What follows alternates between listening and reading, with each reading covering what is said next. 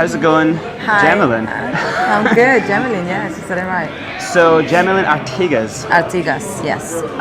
Before we get into it real quick, just like, let's tell peeps who you are. Because I met you the one night at this event, a friend's event, and what kind of struck me as soon as we kind of met was that you kind of stood out in the room.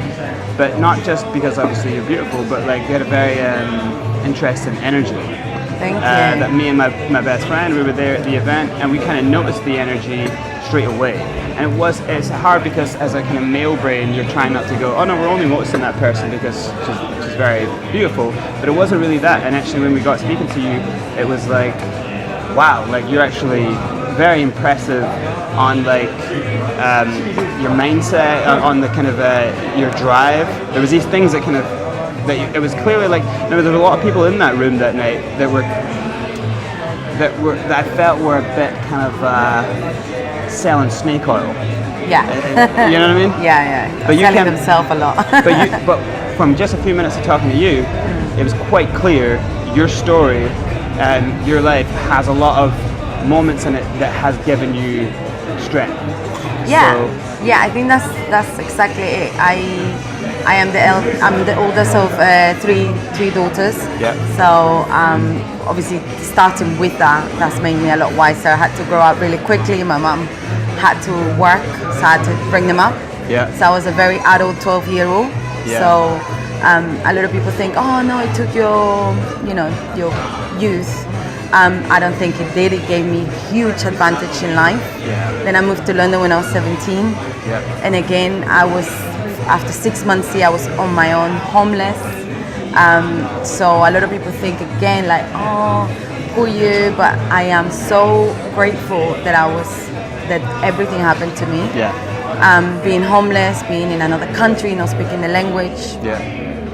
Feeling, all these emotions coming from an abusive stepdad. Yeah. Very scared, but at the same time, kind of having faith. All of these, together with life experiences in London, people, doing me good, people doing me bad. Yeah. It's made me who I am today. I'm going to be 34 next week. I'm very proud of my age. Yeah. That's cool. And 2 years ago, I was depressed. Yeah. I had anxiety, panic attacks. I had two very, very successful sisters. Yeah.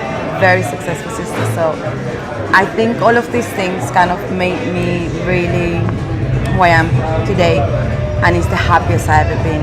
The one thing that strikes me, and nothing that you said that night and that you talk about, there's no victimhood in anything you say. And it's a powerful thing when someone can talk about. I've gone through a lot of hardcore stuff. I was beaten into submission and into ICU and lost things in my career and had to learn how to walk and run again. And there's a lot of things, and people always go to me, how can you just flippantly talk about it though?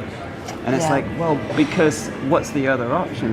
When you live through something, you either choose to take the experience or you fold. Yeah, and you have a kind of, and this is the thing that kind of seems like you have a strength because you've gone through real things, and yet you refuse to put yourself in the victim category. Absolutely no, because you can don't get me wrong, I've been down and I've been knocked down, and I think we all been there, where you think, why me, why did it have to happen to me? And then you can slap out of it and then think, okay, you know what, I'm going to make something good out of the bad, or you can stay down there. Yeah. Staying down there for me isn't an option, because now I'm a mother, Yeah. So, but we all allowed to be down there, and that's the hardest thing. You hit yourself so much for being down, for being depressed, for dealing with emotions, when you should just learn to deal with them. Yeah. Say, you know what, today I'm gonna have a bad day, I'm gonna lay down in my bed, I'm gonna cry for no reason, I'm gonna eat loads of ice cream, and I'm just gonna feel crap. Yeah, take it, And tomorrow I'm gonna wake up and it's gonna be a better day, And I think people don't understand that. People feel guilty for everything. Yeah. For where the life they are, for not having the best car, for not having the best house. And a downward spiral. And then it's a spiral, and then they worry about the future so much They don't live in the present. Yeah. And this is what makes me upset about people. Don't get me wrong, I want the good thing, I want the good life, I want the money, I want everything, but that's there. I'm not worried about that. And how can you get all that if you're not appreciating what you have now? Now, you know? live in the now. I don't know if right now I'm gonna walk out there, I'm gonna get hit by a car, and that's it, that's me done. Yeah. Now, to think that right now, if I had a time machine, that I knew it was inevitable for me to go out there, and it was inevitable You for me probably to would die, live a little. and I was asked in that spare moment, are you happy with the life you've led? Yeah. And I could happily, hands up, say yes. Yeah. Then you lived your life. Well, let's look at the life you've led. So, from your from a lot of adversity, you became an actress. You've been in different industries. You saw probably like so many different industries, especially in entertainment as well, which is a tough world. Yeah. Entertainment is a kind of a brutality that I think so many young people don't understand exists, and the ability that people will just tell you what they think. Yeah. And people will attempt to, there's so much politics, there's personal identity politics get played everywhere.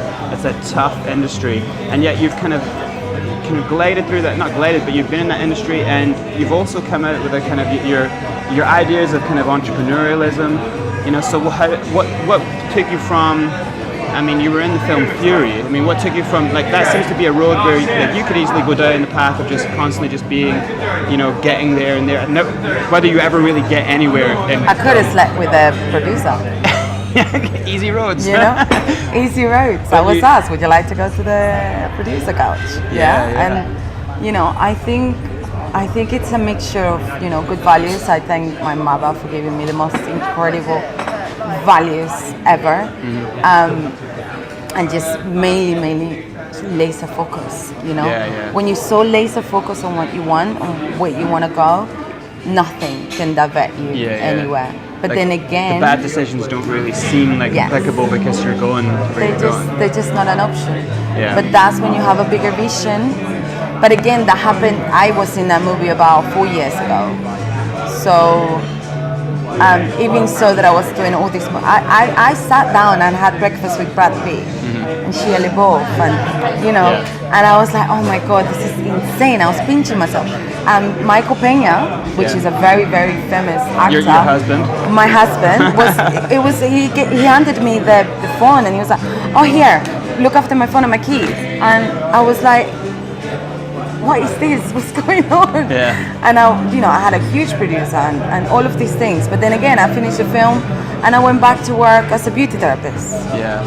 And then I was drafting everywhere, and then I was doing this and I was doing that, and that's the reason why I had a meltdown. Right. 2 years ago. Where is my life going? What am I doing? Yeah. I do this film and I've been like, okay, great, but it's there, it stays there, it's done. What am I meant to be? Why is my purpose in life? And I went down the road of, I see my sister, she's a supermodel, stunning, beautiful, down to earth, traveling the world. Then my other sister in Miami, she's like the most fitness and focus, and they're just amazing. I'm super proud of them. Don't get me wrong, it's not jealousy at all. Yeah. But it kind of made me look deep down and think, what am I? Yeah. I'm nothing, It's good to have those kind of people to live up to, and I think there's a thing that happens in the world now where kids at school, no one can lose, no one can fail. They kind of level it all out, so there's no winners and there's no failures, and so everyone's padded. And everyone's kind of like taken care of. Be careful. And yet, like, this is a big thing. Adversity. I know there's a movement right now in the world to make everyone have it. Like make everyone have it all. So live in a bubble. Yeah. And yet, what we see a lot of the time is that some of the people who struggle and go from adversity actually end up having more character. They've experienced more. They know how to take it. They know how to take things bad. That when bad things happen, it doesn't break them. So you've had some bad things happen to you, and you've been low. But because you've been there before, you know that you're going to bounce back. Yeah. And so if we mollycoddle people and make them feel, you're a winner, you're okay, and then something bad happens to them, it breaks them so much. But I think that's literally where we're going, and it's very unfortunate because we can't really teach our kids. For example, the latest experience I had, my son asked me what happened. He's only 7 years old.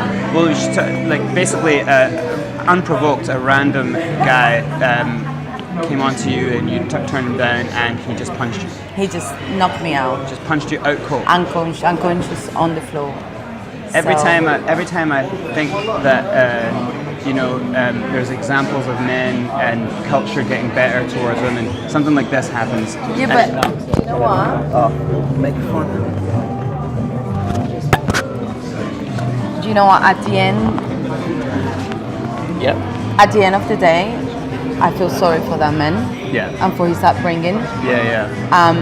I can't even be angry with him. Wow. I really feel sorry for him. But that's got a lot to say about your past, because you were down. So, like you said earlier, like this happening now could have knocked you right off your game. And it did. I'm not gonna lie, it did. I had to find my own emotions, and that comes from my new mindset, which has been for 2 years, which I've been working on. And that's down to that, to having a strong mindset. So I did. It knocked me out. Coming from an abusive stepdad, my thoughts to the world was, why, after having all of that with my stepdad, being abused by him, I have to have a horrible human being knock me out cold. I could have died. I could have hit my head. Yeah. I was unconscious for 5 minutes on the floor. I had a concussion for 4 days, so it's a brain injury. Wow. And I was like, why? Yeah. Why is this happening to me? So obviously you start going, then the anxiety, I went to work the next day, and it was very early in Brixton, and it was a Friday. And I was like, okay, and then obviously people have been out, and there was a fire outside. So suddenly my chest started closing, and it's so hard, these emotions, you can't deal with them. The trauma. It's really, really hard. It's just having a strong mindset helps you. Yeah. Because you can think, okay, it's coming, this is coming. And then you get breathing exercises where you can do, there is a lot of things that can help you get through it better. Yeah. And I never knew about all this. I started my own business 2 years ago, which is network marketing. Yeah. And it saved my life. Yeah. It saved my life because through that, I discovered the power of the mindset. Yeah. The power of training your mind and training your brains into developing a new sort of set of skills for you to deal with life situations better. Yeah. So my day now, it can be the worst day of my life, but I still can get through it. Yeah. I think it's really cool. Your idea is to train a strong mindset in people, because if we look through culture and sports and great achievement, science, some of the greatest people who have achieved things, they have a powerful mindset. Yeah. And they won't, if you're in science and you want to study something that's a massive thing for the world, it's really boring, it takes a hell of a lot of time, it's mind-numbing, sometimes it pushes your mind to the edge of insanity, so especially a lot of the scientists who have maybe spent 60 years on one thing, just to push society forward. Yeah. It's no one comes and says thanks to that. They have to have the mindset to stay in. Same with great footballers, same with great sports people, tennis athletes, they have to have this mindset to, like, when things go bad, like they hurt their leg in the middle of it, or their career could be over, they have to have that mindset to But in the sports industry, mindset's huge. Yeah. Now look at this. Look at the people that don't include the mindset into the industry, music industry. Yeah. How many people are taking drugs? How many people are going down the spiral? How many people? There's more people on coke than Santa Claus on Christmas. Yes, they get to the top, and they go. Yeah. Amy Winehouse, Britney Spears. Yeah. All of these superstars. Why? Because mindset isn't included in this industry. Yeah. Mindset is something that is so under wraps that my passion, my biggest passion right now, for the time until the time I die, is to have everyone learn about mindset. Yeah. As many people. My son knows about mindset. He's 7 years old. Everyone I meet, I tell them about mindset. Yeah. I'm creating a program, hopefully by next year, that is going to be called Mindset for All. Yeah. Yeah, our industry is huge in mindset. Network marketers are huge in mindset. Scientists, it's sports. But why isn't it teach on schools? Yeah, this is the big thing. I mean, we spoke about it in our last podcast, is that a lot of the problems in society right now that we're seeing, you take out maybe one class that people don't really use, like certain types of algebra, unless you're going to be a scientist, there's certain things you don't need, unless, and also a lot of stuff you end up learning at university because you become interested in it. 90% of the stuff you learn in school, sorry, you don't just use it in life. One class. Education has to have a revamp completely. And mindset, you know, how to deal with your finances, how to deal with bad situations. All exactly of what these we said in the last episode. Oh, really? Yeah. It's just, you know, that would be things that the are one going to thing. get you through life, things that are going to, my job in this world, as long as I live, is to create good human beings. You're my son, have good values, do good without even realizing that you're doing good, help others, live a life of service to others, and teach people about mindset. You know, your brain is such a powerful thing. What's really interesting is me and my friend Rob, who you met, we have this other podcast we do where we just talk like less about kind of serious things. We just have a laugh.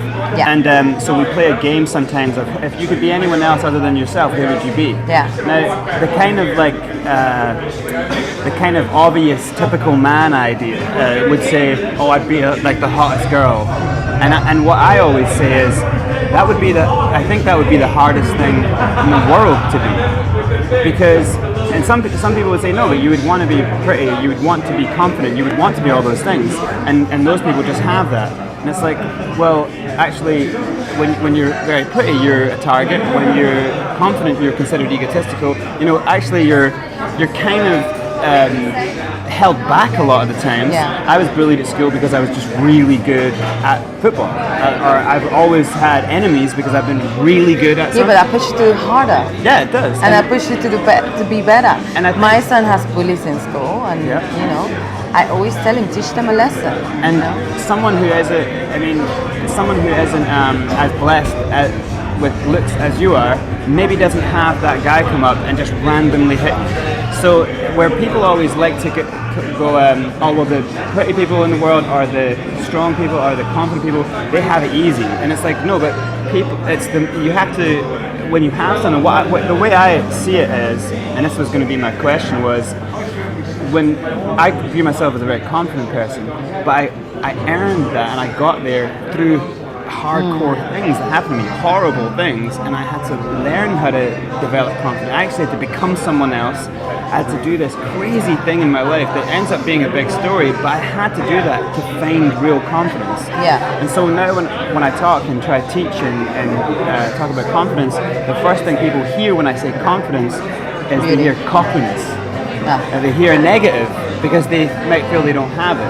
You know, but I say that my purpose in life, because I've found true confidence, is to try give. And I think, do you think, as someone who is as beautiful as you are, do you think it is a part of your purpose as well to use your kind of beauty to also install inner beauty in people and to help get the confidence in people? Because I think it all comes down to self-love.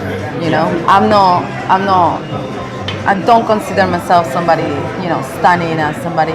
I think beauty comes from within, and I don't know if you've ever met somebody that's absolutely stunning, she's a 10 out of 10, or he's a 10 out of 10, and then you meet the soul, and they are horrible, and then you see them differently. Okay, so it's two. I always say to people two things: love yourself for who you are, with your roles, with whatever you have. If that's who you are, that's you. My mom always used to tell me, love yourself first, second and third. Then you can love the rest. Okay? So when you have self-love, I don't know if you've ever met somebody that it might not be typically beautiful, but they're confident. And they're beautiful to you. You know? And there's nothing more amazing and sexy and beautiful than somebody that loves themselves and accept themselves with everything. And that's a difficult thing right now, because people in the world read people like that as as cocky and as like, oh well, they must have had a hand up, or they must be. Oh, I get it all the time. They meet me and they're like, oh, look at her, she's so glamorous, she's probably horrible. And I get so many girls coming to me being nasty, and then I just show them me, real me, you know, the down-to-earth girl that, you know, I don't care about designers, I'm not that kind of person. And they're like, oh, actually, and normally this is what happens, they hate to love me. Yeah. But they end up loving me because I'm there to making them smile. I'm there to, don't worry, I work in events. I solve every problem you can imagine. I always tell them it's not even problems, it's solutions. Don't worry, we'll get it done. So when they find somebody with that energy thing, they feed off it, you know? And that's when it comes down to, it can be draining. Yes. Because then you're finding it, you uplifting all these people, and then you get home and you're like, I'm done, you know? I'm done. And that's when you got to protect your energy. Well, I think there's a big thing, and I don't know what you think about this, but I think there's a value in being, I'll just say it's like selfish. There is a value in being selfish first before helping anyone else. Yeah. Because if you are not able to, if you're like struggling and not able to help yourself, then you'll keep wanting something off people. Like if they don't laugh at your joke, they're like, well, am I not funny? You know, you get offended. You know, and you kind of seek I think it's about like, we need to be more understanding to other people. When you understand everybody, if you look at every face, every single person here has a story. Every single person. I never meet anybody. I always meet people. I always see in the underground and look at people's faces, and every single person has a story. A good one, a bad one, a crap one, a sad one. Every single person. We all have an essence, and it's our soul. So when you meet people, you need to be open to, you know, who they are. Listen, you know. People make it all about them. Me. I ask questions. How are you? I go to a coffee shop and I see people stressed, you know, and I stop and like, stop. How are you? How are you doing today? What are you? And it's just amazing. If everybody did that, we live in a completely different world. But everybody's so wrapped up in like, oh God, I need the latest car. Oh my God, I gotta get a mortgage. Oh my God, I don't have a husband. Oh my God, I'm gonna be 32. My husband is not. They just do this through life, and then suddenly I just feel like telling everybody, slow down. I think there's a detachment from I call it like a detachment to your inner child. Because your inner child doesn't really know about the complications of like business and all these things that we tell ourselves are the problem. You know, we make up that, oh, I'm not getting this because of this, and this person just hates me. And the inner child just wants to play, just wants to have fun, just wants to enjoy life. And so because we think, no, I have to work today, I have to work hard, I have to work hard, I have to work hard, the inner child is so buried down that you lose attachment anymore with your ability to take things lightly, to take yourself kind of less serious. We need to definitely have more fun. But then again, it all goes down to that mindset. So it took me about a year. So when I began my journey in mindset, I remember the girl that introduced me to the business. She talked about mindset, and I used to look at her, and my very sort of impatient self would be like, I think you live in La La Land. You need to land, back to earth. Come down the real world. Mindset, don't pay my bills. That's mindset, but I was like, mindset could pay your bills. I'm like, no, I'm gonna be, I'm so happy. It's not right. It's ridiculous. It doesn't happen. And that was me, cynical, 2 years ago, you know. And she said to me, please try 1 week, just try, just for 1 week, sort of. And then she gave me a list of exercises to do. And I started to go, that was the best week of my life. Do you think the problem with people? I mean, because mindset to me, the word seems so obvious that we need to have a strong mindset, a positive mindset. We need to have all these mindsets because literally you will fall apart if you don't. But like, do you think? I think a big part of people losing faith in getting better or valuing themselves is because there's such an industry of self-help, and it's so full of snake oil salesmen of people saying, just think positive and everything will get better. You know what I mean? It's like you can't just think positive. You have to have a strong mind first, or else you're just going to go back to negative. But it's a training. It's like getting a six-pack.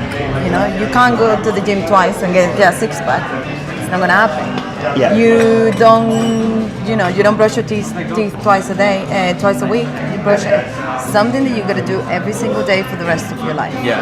You know, and then you come to a point where you master it. So you don't have to watch the videos anymore because the videos are here. Yeah. You don't have to feed off motivation because your motivation is your own self. Yeah. So when you begin in mindset, you feed off motivation. You watch people. You read. You find the way to you literally brainwashing yourself to thinking positive. And then when you get to the point where your brain is being completely swiped and all the negativity has been completely out, then you know how to reprogram yourself. And you're aware when you wasn't aware before. I'm South American, okay? I'm fiery. I can get angry in 10 seconds. It's not a problem. Windows will break, glasses will fly. It happens. But I don't anymore. And it's not because I don't want to. I have those feelings sometimes, mainly with my partner. But I know how to retrick my mind into going into a different mode. So do you think, when we see, when you're younger and you go into any kind of sport or any kind of routine, any kind of hobby, even when you're like a baby and you're learning early learning skills, and you're playing with toys, the baby does it, the child does it every day. They do it over and over and over until they get good at it. And then you go into sports, you do the same thing over and over and over. Any training routine for gymnastics or anything, difficult things, such difficult things, and we train over and over and over to do it. So it's kind of seems obvious that, well, we should just be training our minds in those ways, So some of these steps, I have this program that I wrote for a friend who was going through hellish depression. He just didn't find himself able to break out of it. So I wrote a game for him to play. A lot of the things I like to do is to write a game because I think they're fun, and then you're sneaking in. Fun factor, you're absolutely. Sneaking in serious things into a game. Games can always be a good idea. And so the game that I wrote for him was simply, and it's all confidence thing because his confidence he was heartbroken from a relationship and he was losing his life. And so the first little thing was, you have to make someone smile, and that's 2 points. So just look at someone and smile, and they smile back, you've got 2 points. Then you have to talk to someone, you have to have a conversation, and if anywhere in the conversation they laugh or they smile, they get 2 points. If they laugh, they get 2 points. And then it was a whole day game for him to play. Now, if you randomly made your office laugh, you got 6 points. Or everyone in the room, you got 2 points for everyone. And so you play this game where you're actually giving yourself the targets of how much did I make today? And I would say if you made 42, then you're doing really well. If you made 20, we need to work a little harder the next day. So he was like, and I was making up. I was just making up the scores, just to get him incentivized to the next day. He would be like, man, I want to get confident again, And by the end of a week, he was making everyone laugh. He had a new girl who was interested in him because she was like, his energy changes. Energy changes. Do you know what I think it is? The biggest thing we don't do to ourselves, we don't give ourselves enough credit. Okay? My biggest depression was the fact that I was comparing my journey with my sister's journey or with my friend's journey, and that was the biggest. We need to give ourselves a lot more credit. I sat down with somebody that is very, very, very developed in mindset, and I sat there and I was like, man, my sister, she's really, really successful, and my other sister, and my friend, she just got married. I'm not even married, and so many things. And then he said to me, what about you? I said, oh no, me, I'm just I just shift from one job to another job, at the promotion, and then I do another thing, and then not really and then I told him my story, my life story. I had to work to maintain my family. I was going to Venezuela. I used to bring my bag full of clothes, but my family was poor. Leave my bag, everything there. Send them money. Send my sister money in Miami. So she said, you created them. You created that. They're there where they are right now because of you. You're part of their support network. So give yourself some credit. I was like, actually, I helped. Okay. And what else have you done? This and I've done that. It's like amazing. You speak how many languages? I speak, nearly 4 languages. Who does that?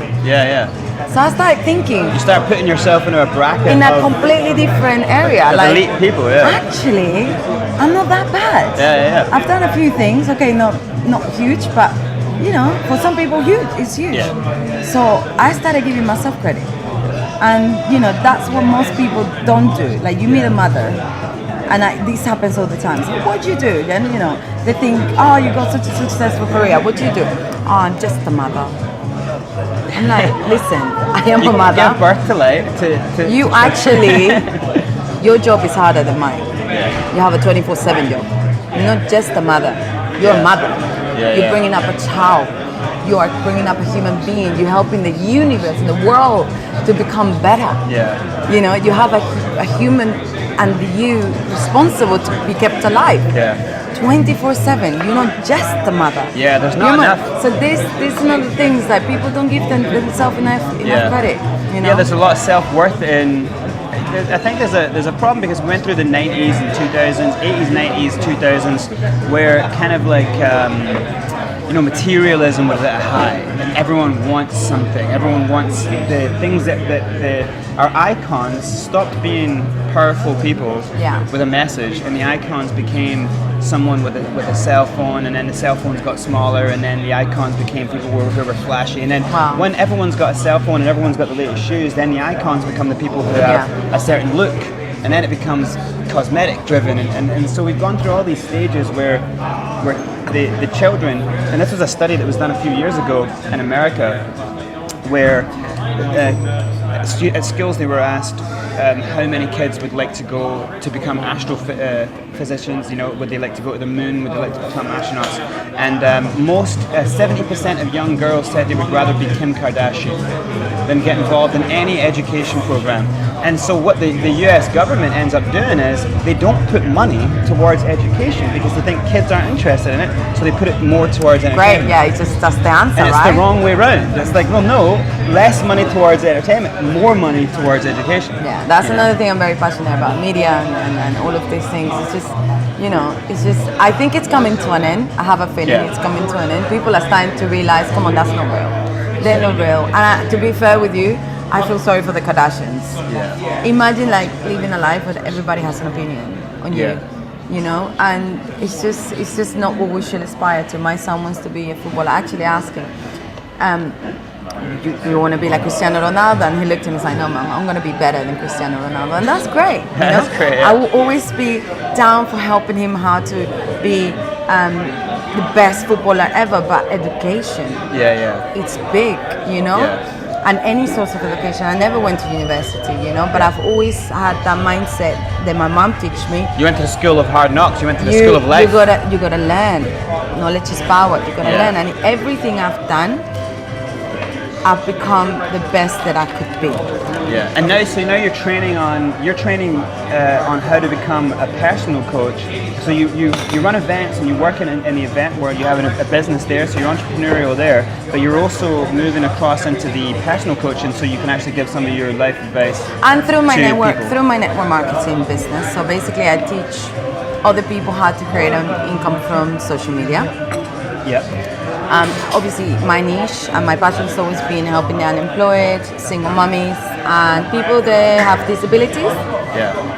One, because they're the hardest people to work with, and I like challenges because their mindset. So that's your number one reason. Their mindset, it's so I kill two birds in one. I feed two birds with one food. What's really amazing about that is that when you take a challenge on.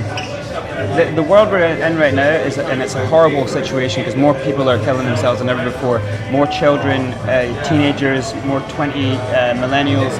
They're struggling to find meaning. Yeah. And because there's no real purpose, because actually a lot of people just have enough now, and they don't have any purpose. They have wealthy parents who only focus was to give their children what they wanted, instead of giving them actual real hardcore core stuff. And so. Now what we have is a lack of purpose, widespread lack of purpose.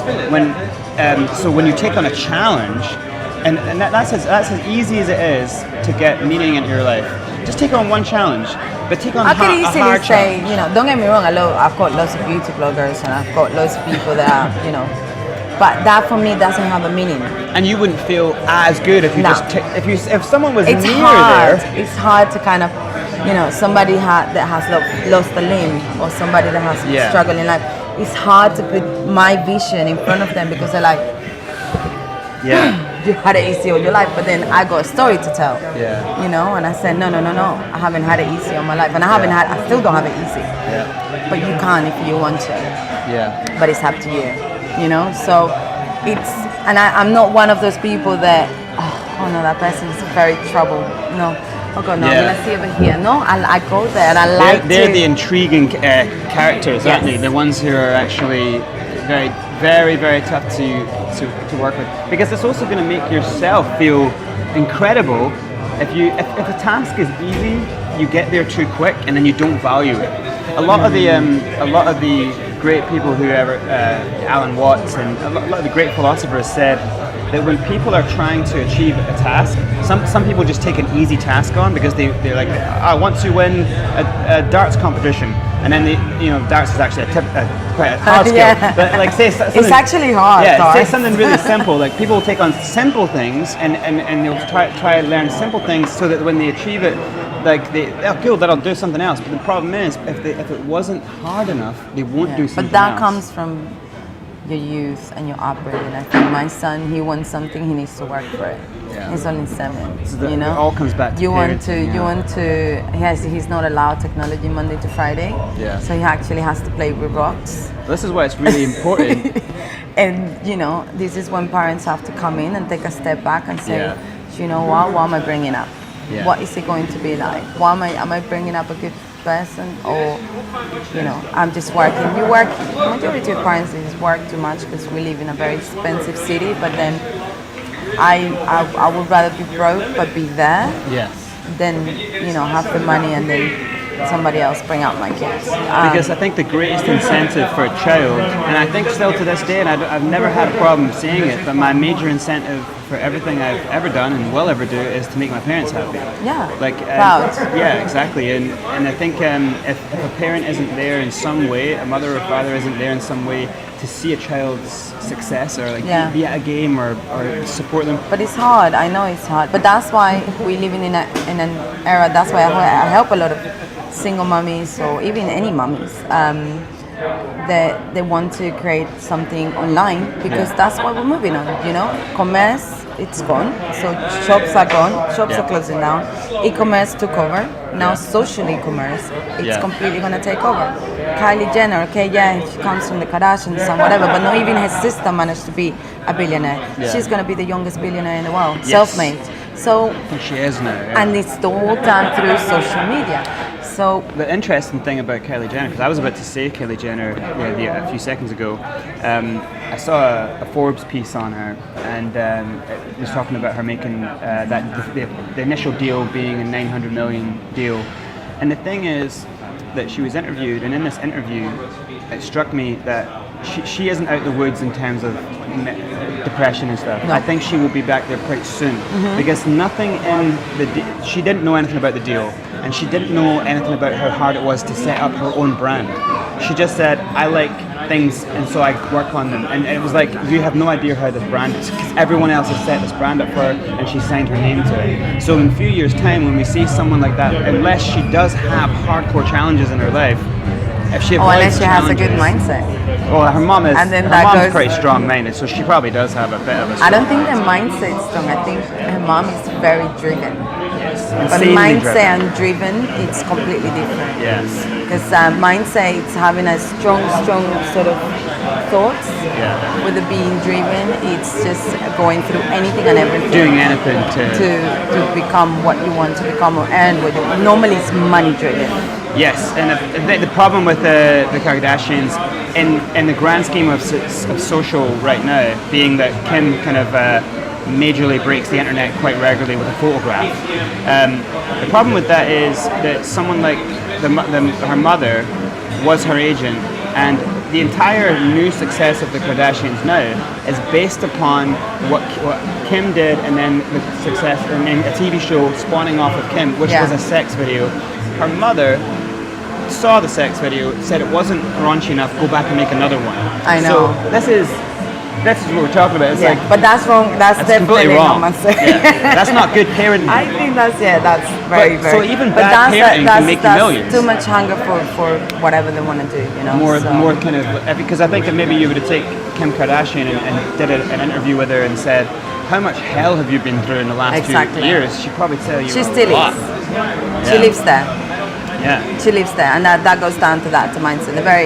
They live there, and that's why people think, oh, I wish I could be like them, and I'm like, no, I don't. I don't think you do. I really don't think you do. But yeah, So what's the very next stages then for you? Like continue your entrepreneurial. continue growing, continue teaching, continue sharing, helping as many as I can. Helping as many people pick up the pieces. You said that earlier. It was a really nice phrase. Picking up the pieces sounds like such a good way. Yeah, just it's easier. It's easy. There is easier ways, you know. It's easier way. And I want to develop a program called Mindset for All. So for the lawyer, for the for the single mommy, for the unemployed, for anyone, any human being that knows they can have a strong mindset, can take the world in a completely different angle than if they didn't. And will you do it as a course or a book or all? Or? I don't know. We'll see. Very cool. We will Something. see. Yeah, we'll Indeed. see. Well, Jemelin, thanks so much for Thank joining you. us. Join us next time on Breakout. And where can people get you on social medias? So my page is Limitless. So it's also Mindset for All. You can put @Mindset for All, Limitless. And then my name, Jemelin Artigas. It's all over me. I love the way you say Artigas. It's like Thank Artigas. you. All right, thanks a lot. We'll catch you next time. Peace.